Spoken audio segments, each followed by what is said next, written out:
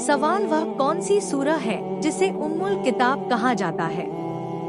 जवाब, सूरह फातिहा को उम्मुल किताब कहा जाता है क्योंकि यह कुरान की सबसे अहम और पहली सूरह है। सवाल, किस नबी को बिना बाप के पैदा किया गया था? जवाब, हजरत ईसा को अल्लाह ने बिना बाप के पैदा किया था।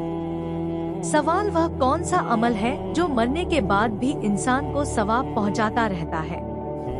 जवाब, सदका ए जारिया, नेक औलाद की दुआ और इल्म जो लोगों को फायदा दे। सवाल, किस सहाबी को अमीनुल उम्मत कहा जाता है?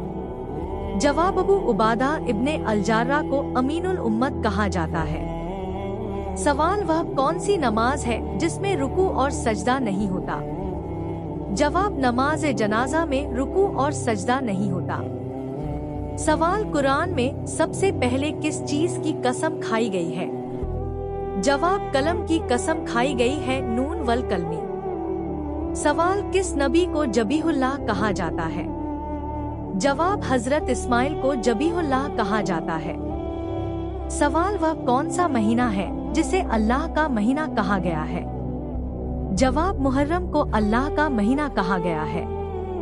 सवाल, वह कौन सी चीज है जो इंसान को कब्र में रोशनी देती है? जवाब, नेक अमल, कुरान की तिलावत और नमाज कब्र में रोशनी का कारण बनते हैं। सवाल, इस्लाम में सबसे पहला मुज्जिन कौन था? जवाब, बिलाल इब्ने रबह इस्लाम के पहले मुज्जिन थे। सवाल, किस नबी को बहुत खूबसूरत माना जाता था?